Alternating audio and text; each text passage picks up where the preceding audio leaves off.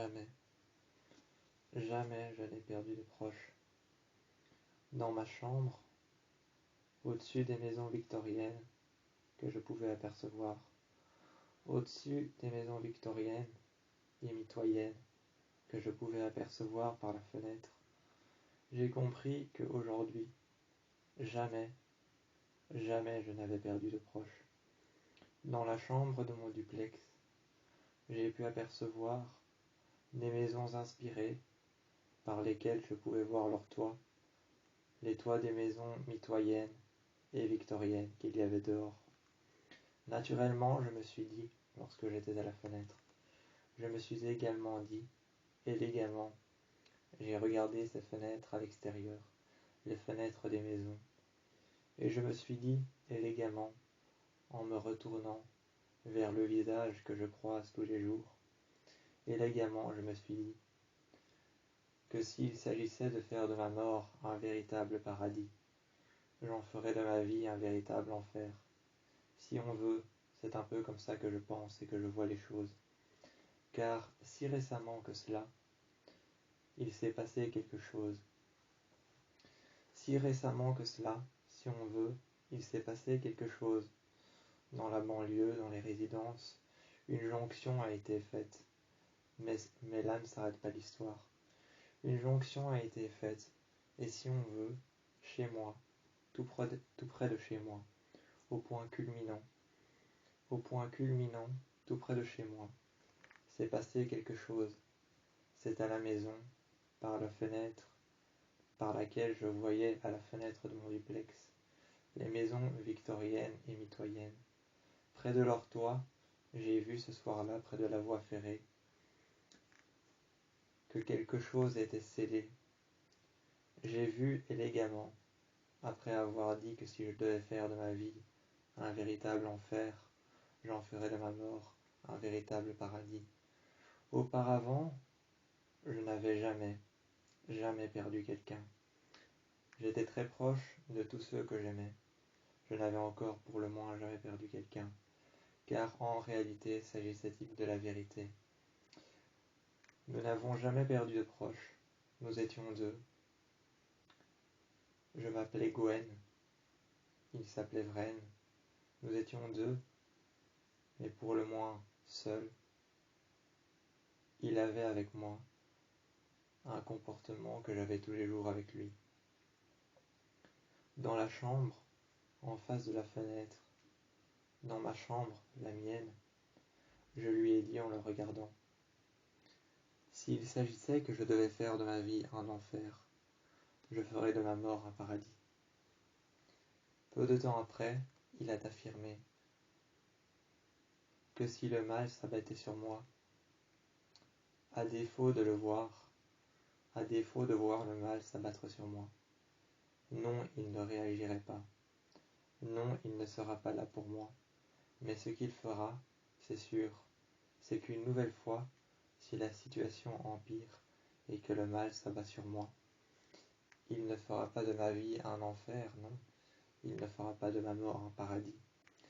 Mais il sait, avec probabilité, que si quelque chose vient à s'abattre sur nous, ou sur moi, ainsi que sur lui, avec toute l'élégance possible, en regardant par la fenêtre, récemment, je lui ai dit qu'une jonction allait être lancée, au point culminant du ciel, le plus haut que je puisse voir, dans la banlieue résidentielle dans laquelle nous étions. Mais là ne s'arrête pas la chose, car j'ai vu qu'une récente fissure, dans le passé, dans le présent, avait été scellée. Quelque chose avait été dissipé dans notre monde. Quelque chose s'était dissipé dans notre monde, commençait à abréger nos souffrances petit à petit. Cette chose qui se dissipe dans notre monde commençait à abréger nos souffrances. Nous qui souffrons tellement, à travers les maisons victoriennes et mitoyennes, près du point culminant, au plus haut de la montagne, au plus haut de la montagne, au plus profond de la forêt. Récemment, j'ai vu par la fenêtre, au-dessus des toits des maisons victoriennes et mitoyennes, j'ai vu de chez moi, dans cette maison là-bas, dans le noir. J'ai vu tout au-dessus que je n'étais peut-être pas le propriétaire de cette maison, que quelque chose y vivait avec moi, quelqu'un, malgré le fait que je sois déjà dans cette maison en cohabitation avec Vren, que je sois Gwen et que je sois avec lui, malgré le fait qu'il y ait Gwen, moi, et qu'il y ait Vren avec moi. Je savais que chez moi, je n'étais pas seul dans cette maison, dans la maison dans laquelle j'étais, cette maison victorienne, entourée de maisons mitoyennes, et bien près de la voie ferrée, celle que nous pouvons apercevoir, celle que le propriétaire m'avait dit que nous pouvons la voir par-delà la fenêtre. Cette voie ferrée, celle-ci, que nous pouvons apercevoir par-delà la fenêtre. Je me suis mise devant, et j'ai compris que le propriétaire avait raison. Il n'y avait pas que Vren, et il n'y avait pas que moi, Gwen, à l'intérieur de cet appartement. Cette maison abandonnée, cette résidence, ce lieu résidentiel dans lequel je me trouvais. J'étais propriétaire, car le copropriétaire et le propriétaire de cette maison étaient tous les deux morts. On avait retrouvé leur corps. Alors Gwen et moi, ainsi que Vren, Gwen et Vren, nous deux, nous avons décidé de faire cet endroit notre chez nous. Nous sommes rentrés chez nous et nous avons fait de cet endroit notre maison. Nous sommes rentrés et à ce sujet nous en avons discuté pendant une bonne heure, regardant le ciel et les étoiles. Animés par l'univers, nous avons commencé à discuter de plein de projets. En fin d'année, qu'est-ce que nous ferons? Aller à la fac, à l'université. De bonne grâce, nous avons discuté jusqu'à des heures pas possibles, telles que 1 heure du matin, minuit, ou encore beaucoup plus loin que le solstice de la nuit. Nous avons discuté, nous avons parlé, nous avons réalisé des choses que nous n'avons pas vues auparavant.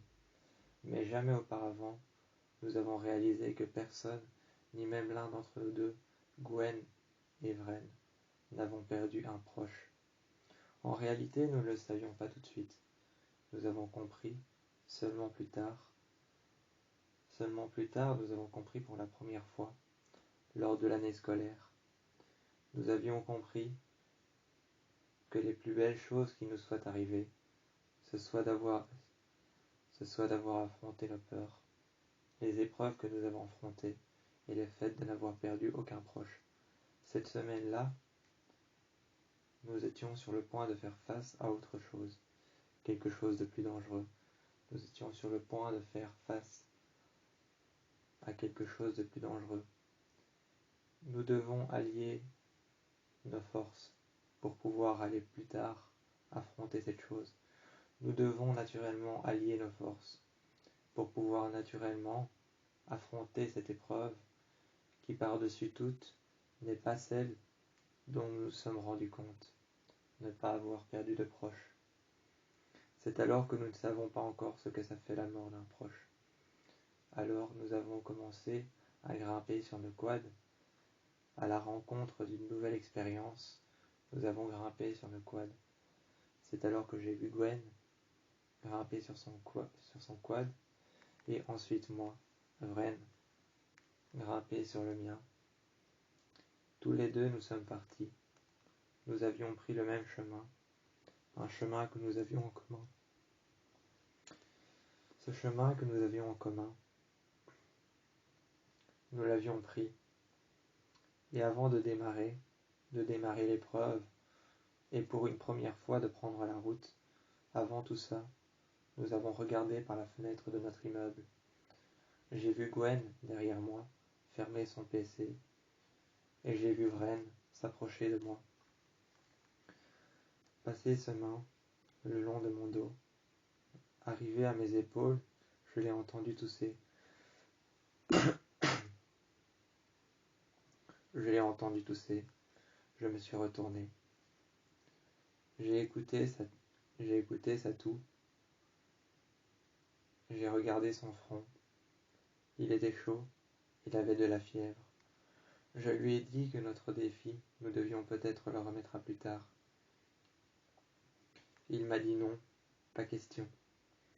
Une nouvelle fois, je l'ai entendu tousser. Ça ne s'arrêtait pas. Une nouvelle fois, je l'ai entendu tousser. Ça ne s'arrêtait pas. Ça s'aggravait. Il avait l'air fatigué, si fatigué que ses yeux se fermaient.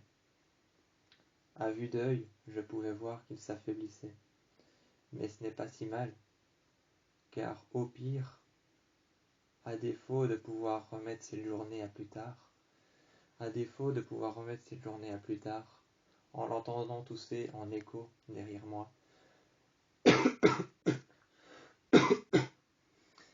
eh bien derrière moi, je l'entendais tousser. Ce n'était pas si mal de pouvoir remettre cette journée à plus tard. Au pire, à défaut de le savoir cloué au lit, eh bien, j'ai fait part de notre expérience à plusieurs de nos copains. Certaines copines que je connaissais, d'autres que je ne connaissais pas encore. Mais c'est en perdant le contrôle que plus tard dans l'appartement sont arrivées nos copines les unes après les autres. Elles sont arrivées les unes après les autres. Sarah, Kenzie, toujours prête comme d'habitude. Sarah, Kenzie et Alex, qui elle était prête aussi. Comme à son habitude, Alex était venu avec son quad. Kenzie, elle, était venue avec sa voiture. Mais derrière sa voiture se trouvait une remorque, dans laquelle il y avait son quad. Je les ai vus défaire les sangles, prendre la télécommande. Ensuite, en prenant la télécommande, elles baissèrent la remorque. En prenant la télécommande, j'ai vu qu'elles baissèrent la remorque. Elles défaisèrent les sangles de leur quad, et ancrées au sol, les roues contre le sol, leur quad était par terre. Leur quad, qui était ancré par terre, seul mis en place, à côté de Kenzie et Sarah. Je les ai vus nous regarder vraiment avec un air suspicieux, entassant une pile de feuilles sur le côté pour pouvoir les placer à l'opposé, pouvant les placer ainsi de chaque côté des deux roues arrière pour ne pas que le quad sur le côté parte en arrière et ne finisse dans un fossé ou dans un ravin. C'est à peine si je les ai regardées qu'elles avaient déjà leurs pieds sur leur quad et qu'elles étaient déjà prêtes à rouler.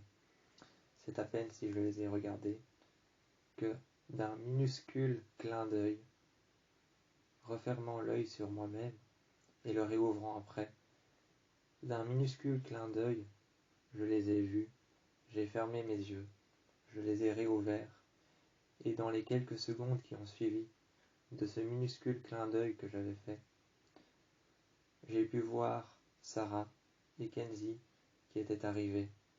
Kenzie qui fermait sa voiture et qui, à peine dehors une fois que je les ai vus, n'était pas en train de se ridiculiser. Je les ai vus, comme d'habitude, entasser des feuilles, et de ce minuscule clin d'œil. Kenzie qui, comme à son habitude, je ne l'ai pas vu en train de se ridiculiser. Non, cette fois-ci je ne l'ai pas vu en train de se ridiculiser, essayant d'entasser les feuilles et d'en mettre le plus possible derrière son quad pour ne pas qu'il bouge. Non, cette fois-ci elle ne se ridiculisait pas. Elle était entre deux arbres. Je la voyais, adossée contre un arbre. Elle avait pris une cigarette dans son paquet qu'elle avait ensuite rangé dans sa poche arrière. Prenant ensuite un briquet, un allume-feu. Prenant ensuite un briquet à gaz et un allume-feu. Elle fit alors un feu de bois. Et avant de partir, nous nous sommes installés, les uns à côté des autres, il y avait des enclumes par terre. À vrai dire, il y avait des enclumes par terre, sur lesquelles la faune et la flore avaient déjà poussé, la faune et la flore avaient déjà repris son territoire. Ces enclumes qu'il y avait par terre, à vrai dire, il y en avait exactement le bon nombre pour pouvoir se mettre autour du feu. Une pour Kenzie, une pour Mélo, une pour Sarah, une pour Gwen et une pour moi, ainsi que pour Vren. Absolument parfait. Absolument tout était parfait ce soir-là. Il y en avait une pour Gwen, il y en avait une pour Vren, il y en avait une pour Sarah, une pour Mélo, et il y en avait une pour Kenzie. Kenzie qui, au pied d'un arbre, à un moment, se répétèrent. Elles se répétèrent encore, nous demandant quand est-ce que nous allions partir en quad. Je la voyais prendre sa télécommande, elle avait l'air bien agitée. Elles remontèrent alors une nouvelle fois son quad. Une nouvelle fois elles le remontèrent, elles resserrèrent les sangles, et elle le mit à l'intérieur de la remorque, à l'arrière de sa berline noire. Je pus la voir agitée. Elle prit place à côté de nous, et autour du feu, en plein air, dehors, elle regardait. Je pus la voir agitée, presque terrifiée, entre deux personnes qu'elle connaissait, Sarah et Mélo. Sarah et Mélo, qui étaient juste à côté d'elle, entre deux personnes qu'elle connaissait si bien, c'est plutôt inconfortable de savoir que l'une des personnes que tu connais si bien, Mélo et Sarah, retrouvant Kenzie entre eux deux, prit place à leur côté et remarquèrent confortablement assis que Kenzie avait l'air surexcité, agité, et ne cessèrent pas de bouger. Incontrôlable, absolument incontrôlable. Tout de même, nous avons essayé de lui parler. Elle était prête à partir, elle avait son quad qui était prêt, sanglé et attaché à sa voiture, la remorque qui était sanglée à son quad qui était sanglé à la remorque. Je voyais et je pouvais entendre pratiquement, à travers les crépitements du feu, je pouvais entendre pratiquement son cœur battre. Mais comme si cela était nécessaire, je n'écoutais que son cœur, que les pulsations de son cœur et le relent que son cœur pouvait faire. Je n'écoutais que les pulsations de son cœur, ainsi que les relents de sang qu'il pouvait faire à travers son corps, car je savais et j'avais appris en cours d'anatomie que le cœur faisait des relents de 9 mètres à travers les veines. Je ne pouvais qu'entendre la pulsation de son cœur, mais j'entendais souvent l'incontrôlable et l'absolu crépitement du feu qu'il y avait tout de même devant moi. L'absolu et incontrôlable crépitement du feu qu'il y avait juste en face de moi. Je la regardais, assis, secouant ses jambes, grattant ses cuisses avec ses ongles, frottant ses mains sur son jeans. Je pus la voir, elle était incontrôlable, absolument incontrôlable. Tout de même, assise, elle avait l'air incontrôlable, elle avait l'air agitée. J'étais assise sur une des enclumes, en face de elle. À côté d'elle, il y avait Mélo, qui préparait son quad. Regardant le gaz, ainsi que le moteur, ainsi que son quad, la carrure de son quad, les roues qu'ils vérifièrent par la suite, et ensuite le gaz, l'essence qu'il y avait dedans, le carburant. Il avait vérifié son quad et par la suite, j'en ai fait de même. Je voyais Mélo à côté, qui s'était réassis, et Sarah était partie, revérifier son quad une nouvelle fois. Elle resserra les sangles, et par la suite, moi-même, j'ai été dans les bois, un peu plus loin. Je me suis éloigné du campement, je suis sorti du campement, je me suis éloigné dans la forêt. Je me suis éloigné dans la forêt, et j'ai pris la télécommande de mon quad avec. J'ai commencé à fumer une cigarette. Mais peu plus tard, je n'ai pas vu les heures passer. Ils m'ont réappelé au campement. Je suis revenu m'asseoir sur l'enclume qu'il y avait par terre, regardant Mélo, qui avait serré son quad et qui l'avait sanglé à la remorque de sa voiture. Nous étions prêts à partir, elle était prête à partir. Nous étions prêts à partir, Gwen, Mélo, ainsi que Vren et moi, nous étions tous prêts à partir. Sarah et Kenzie étaient tous prêts. Les quads étaient prêts et les voitures aussi.